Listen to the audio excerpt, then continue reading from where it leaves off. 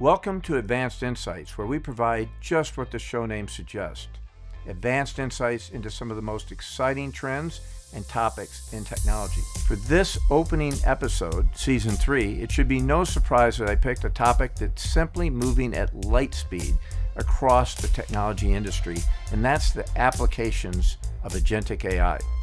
I'm joined by AMD corporate fellow Alex Starr, who leads applied AI at AMD, and we're going to talk about the major shift that's happening inside engineering itself, transforming chip design from verification, physical design, workflows that can accelerate cycles, getting product to market faster, and yet improve quality along the way. We'll also get candid about what's hard versus what's hype, and what will it take to bring AI native engineering to scale.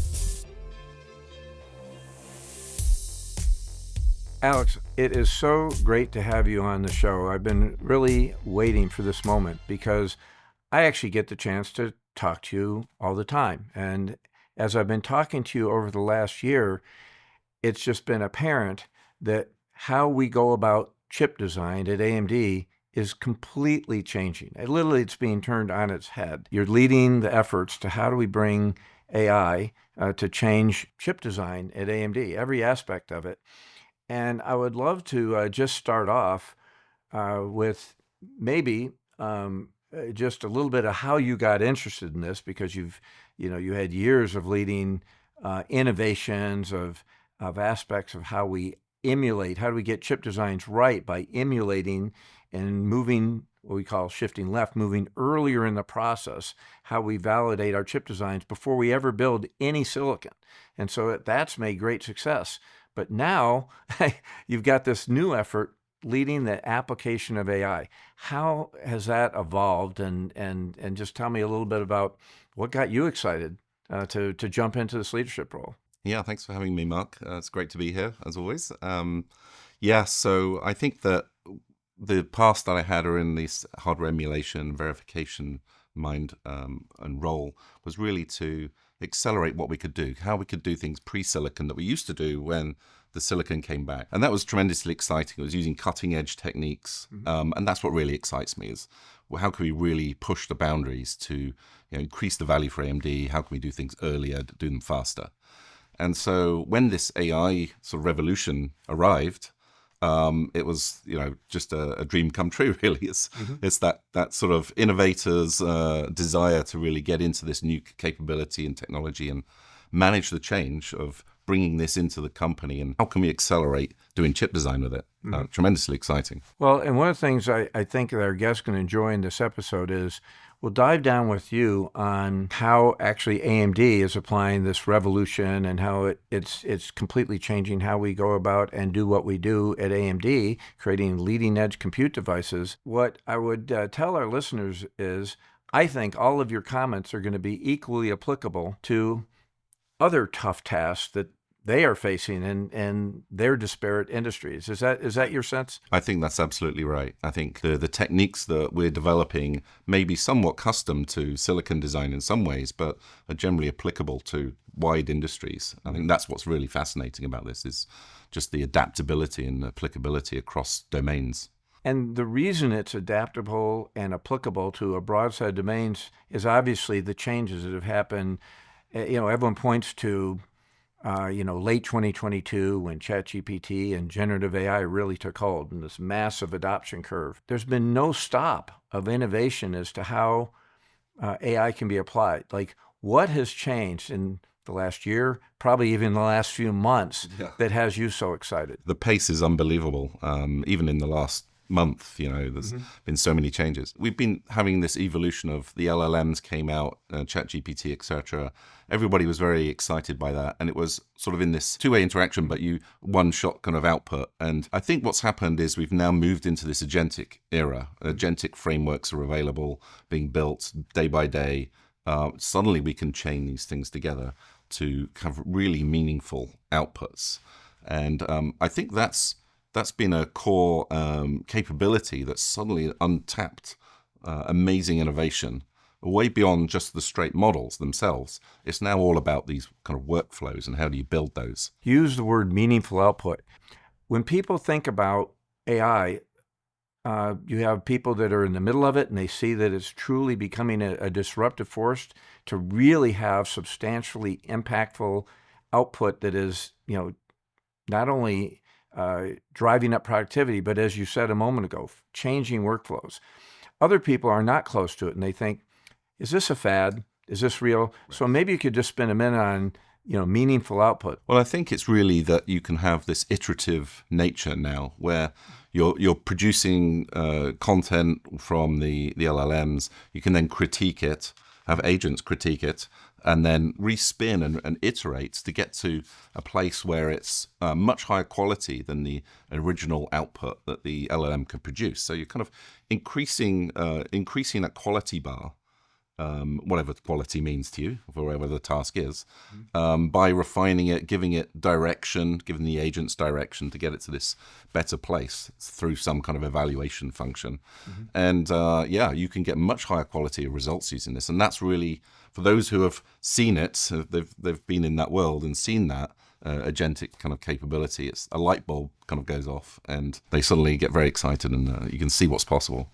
Well, my light bulb's gone off as I've heard from you the use cases at AMD in chip design of applying agentic workflows. So let's dive in a little bit. What does that mean of bringing agentic AI to chip design? Our listeners are probably not necessarily chip design experts. Right? Yeah. So maybe painting a picture of what chip design kind of involves. First of all, you would have to design the chip, which is written in a specialized software language called Verilog. Then we will go and verify that to make sure it actually works. So that's a whole process and work stream and whole engineering teams for this. We have a physical design aspect as well, which is how do you turn that code into real polygons and gates, and how do you get that out to manufacturing? And so those are kind of two mainstays of chip design. The other part of this that's incredibly challenging is just the sheer complexity of this. Over the years, this has really ramped up, and now we're able to see how these pieces fit together. How do you do a verification job? How do you verify the results of that? How do you do that at scale now? That's really been a big challenge for us over the last 5 years for the whole industry as we've got bigger and bigger chips. I mean, we're talking over 200 billion transistors in chip coming out this year. I mean, it's unbelievable the size of this. It's actually very challenging for humans to even kind of comprehend that kind of scale, which actually is sort of the humans are sort of limited really about how we can think about chip design. And I think bringing AI into this is a way of kind of unlocking some of that. Yeah, so it's really becoming an essential tool to handle the complexity that we have to provide the very compute that AI needs. It's like a virtuous circle. That's right. Yes, that's right. It is. For example, we'll go and verify our chip designs, our new AI chip designs, for example. We'll use AI and agentic flows to go and root cause the issues, go and fix those issues and automatically merge them back in. That's a whole flow of agentic AI that's now able to kind of be deployed, and we have that running quite well now. And then on physical design, we have areas where we can automatically do things like time enclosure using AI techniques and agentic flows to be able to really tune that in and get it done. And that sort of enables us to do. Can AI and agentic AI flows really have an impact on productivity? So maybe you can describe, I mean, we talk about the complexity, and here's the MI450 family from AMD coming out later this year, as I said, over 200 billion transistors. The thing about the semiconductor industry is they all have to work perfectly, right? Yes. I mean, you can't have a chip that ever just somehow gets a wrong answer. That's not acceptable. So maybe you can just describe how these agentic flows not only speed up, so get that productivity gain, but also help make sure that we speed up getting it perfect, first time right. Yeah, I think that's a critical piece. We have to be very precise on what our output is and how we fab these chips out. It has to be right first time. I mean, that's what my past was all about, how do we make sure that chips come back first time and they work perfectly. And so in the AI world, yes, we're using these techniques to accelerate what we can do, but we have to verify. We have to verify all the way that is it perfect output along, through this chain of events. And so we'll still use things like the EDA company tools, partners there, to do things like timing checks, to do verification checks, to do coverage checks. We'll make sure that we're hitting these very crisp productivity milestones and crisp sort of definition milestones to say, yes, this chip is ready to be taped out. So having those quality bars, building in with our EDA partners, their components of tools that are specialized in these areas. EDA partners like Cadence, Synopsys, Mentor. That's right. Yeah, exactly. We have very close collaborations with those teams. And so it's been great fun actually to build into this new sort of agentic AI world with these teams, their capabilities, so that we can get the best of all worlds. And this is, I think, what's really fascinating is their expertise in their tool space, and they can have AI components that plug in there into our agentic frameworks, and we have AMD specific data that only we know, and we can use that as our capability of enhancing what we can do and what it really means to build AMD chips. Yes. And bringing those two things together is very powerful. The infrastructure ecosystem is software developers, our AMD Data, the knowledge base. All of this has to come together. And yet, as you said, the complexity is going up. So how can these agentic flows help us work cross silos? Because typically it's already been complex. And so it's been subdivided with teams and they're sort of handoffs. So, part of the flow that you just described is done by one team. It gets handed off to the next, and you chain. And then, of course, you do have to make sure that you simulate and does it all work together before you create the massive investment. So our listeners that are close to it know that it's millions of dollars to tape out a chip and send it to a foundry for manufacturers. So how is it helping us think differently, not in silos, but actually execute across the silos? Well, I think what's interesting is once you build up sort of AI flows in each of those areas, thermal and packaging and things like that, for example, as well as verification design, physical design. What we've noticed is by connecting these things, you can really, get benefits. It could be, for example, we have data lakes of historical data for various chips in those different domain areas. We can connect those through agents on each side so that we have a data plane where everything's understood and you can access across these boundaries suddenly. Typically, those were separate teams. They would just do their thing. It was just too complicated to really have people crossing these boundaries too much. But now you've got agent-based capabilities that can communicate across them, so you can get insights across. So it allows you to even do optimization across those domains.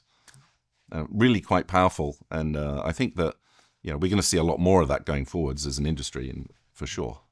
Well, you're hitting a theme I've talked about in the previous season of holistic design. The only way it works now is to think at a broader level. So how you put that whole chip together, and even at a system level. So do you see that these agentic flows will actually eventually start moving up the stack? So more, not just what you just said, portions of the chip to get a completed chip out, but will it actually elevate and help us in how we optimize across a system level and actually the stack, the application stack? Is that coming? It's definitely coming. I mean, we're seeing the signs of this. It's really approaching. It's probably going to approach pretty fast, I think. We see, areas of being able to abstract what the engineers are doing to a level that they wouldn't have believed before. I think that we can see across software to hardware optimizations that are possible, going into things like you have your software workload in your software architecture, you can really co-optimize the design to take advantage of that. But also the system level scale is just tremendous. Really we want these whole clusters of systems to work first time when they're released, obviously. And so we're able to now unlock this complexity that no human engineer could possibly fathom before. And now we're able to tackle these problems. And I think that's tremendously exciting. Doing optimization across that entire system is clearly going to be possible. I think that's missed by a lot of people that are sort of watching AI evolve in application. We are used to thinking about it as point use cases. Like, again, generative AI as well, everyone's using it every day. and it's a dialogue, a set of prompts that you're putting in, and it's helping and it's boosting your productivity on a myriad of things you're running today. But these agentic flows are allowing this complexity that, as you said, any one human really can't have all in their head and optimize the myriad of variables around it that these agentic flows are enabling. That's right. And it's amazing. You start chaining these agents together in how the engineer would actually do their work and how different engineers would do their work. How do you capture expertise and the sort of AMD know-how, capture that into the agents, and then being able to string those all together? It's just incredibly powerful to be able to do that, and transformative in how we can do chip design for sure. The first example that was really big was being able to root cause and debug and fix hardware design code in our CPU cores. Being able to go through that with no human in the loop doing that, but having oversight to say, if that is the right thing, yes, that's good. In a typical, you hit a point of design and you're running, you're seeing, you get a list of errors out when you're trying to simulate, get it right. Like, is it dozens? Is it hundreds? And how does this agentic flow you're describing, how did it help speed that debug process? Every night we run regressions on our designs, and we literally millions of simulations a night. And after that, you're going to get a whole bunch of things that didn't work out right. So thousands of issues. Some of them may be similar, so you need to bucket those, triage them. Are these ones similar? That's all been done manually historically.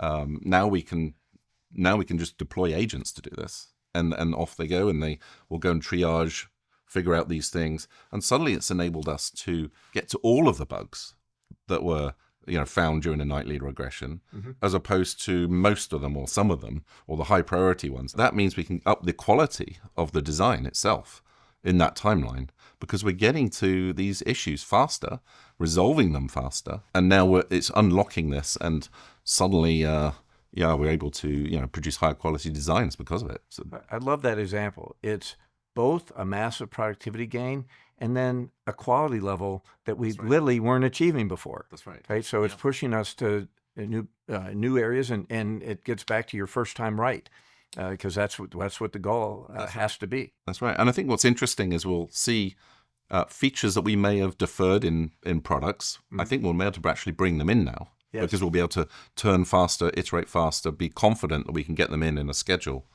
And that's going to improve the products as well, not just the quality level. I don't want our listeners to get a false perception from what you're describing. It's not like creating these agentic flows is like you push a button and there you go. And you actually have to engineer these flows. It's not trivial. There's hard elements.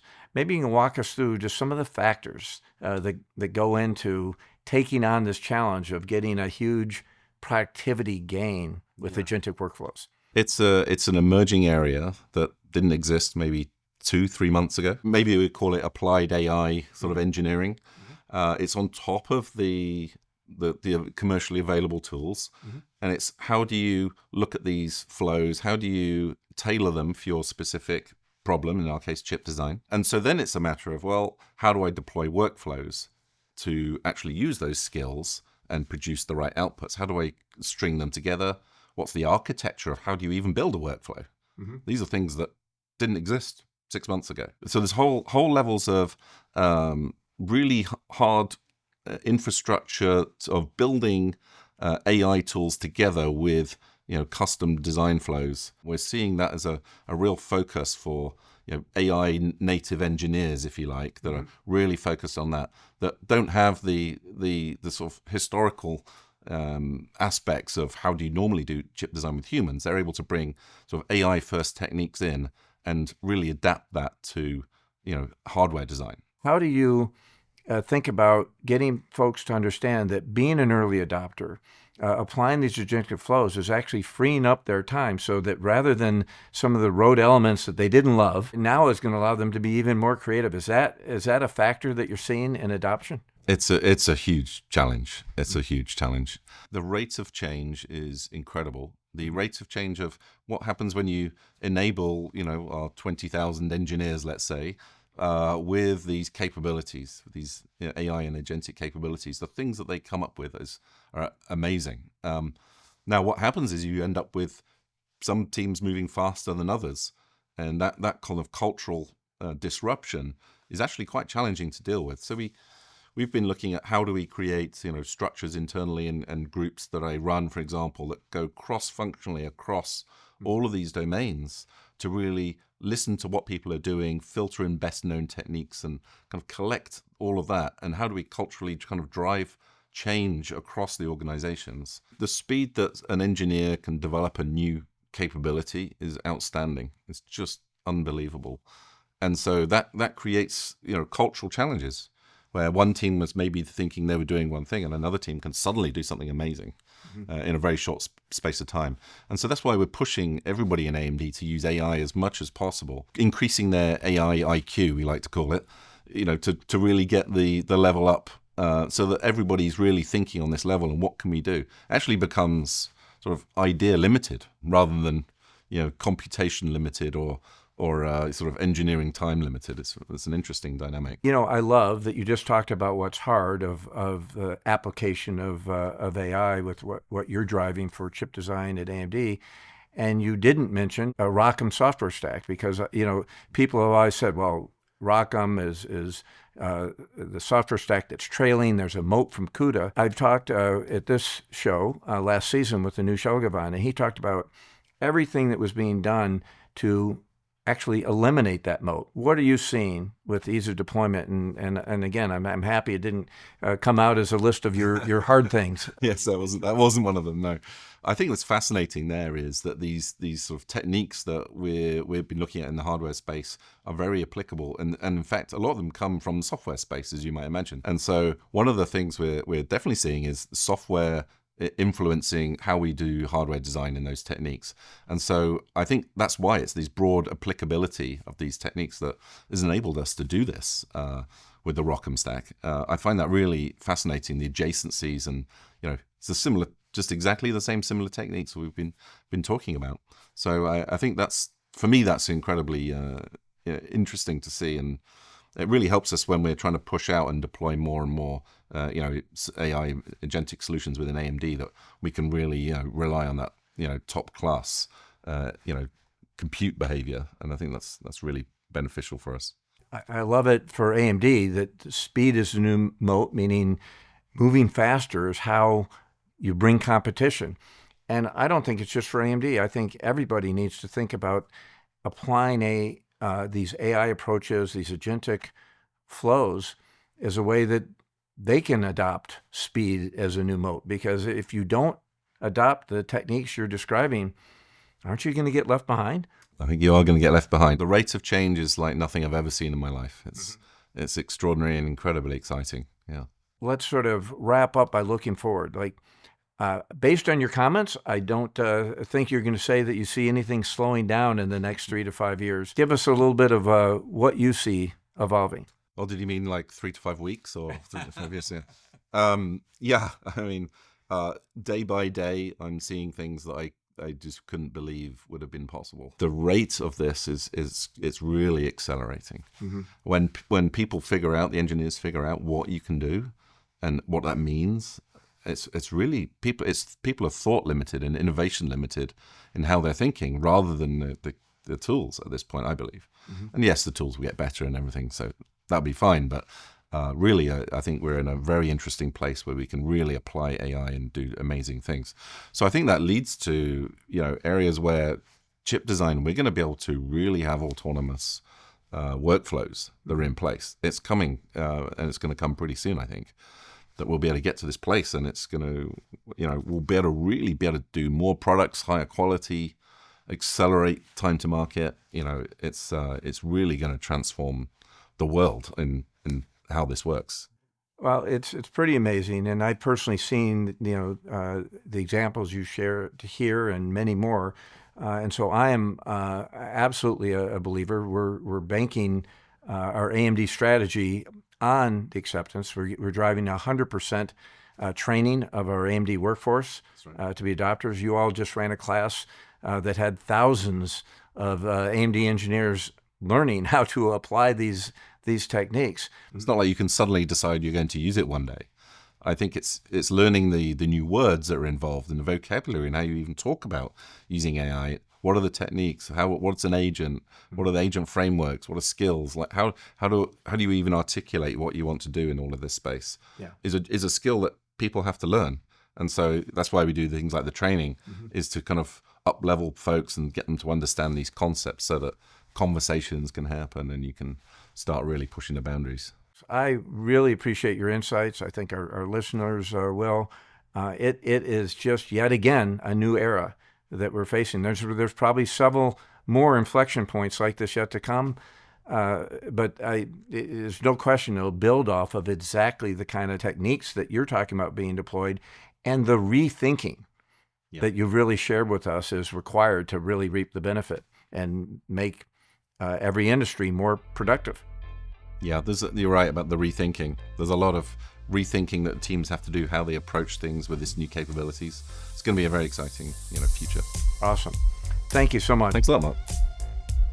I had incredible fun talking about the almost exhilarating type of impact that we're seeing from applied AI in the discussion with Alex. The main takeaways from the discussion are that these techniques are changing how work gets done. Chip design now requires an incomprehensible scale, and AI is an essential tool to handle that complexity and find connections with other teams' agents, working towards the same goal and accomplishing the holistic design that I've spoken about in previous episodes. His example of being able to diagnose and fix errors in CPU code without human engineers shows how these workflows enable us to not only ramp productivity, but improve quality at the same time. With such an incredible rate of change, building a culture and workflows for early adoption is vital to successfully drive change in an organization. Thank you for joining us, and I look forward to bringing you more in-depth conversations on cutting-edge technology, industry insights, and visionary perspectives from some of the brightest minds in the field. You can watch the video show on AMD's YouTube channel, or you can listen in audio-only platforms including Spotify, Amazon Music, and YouTube Music. Technology is always advancing, and I can't wait to share more insights with you next time.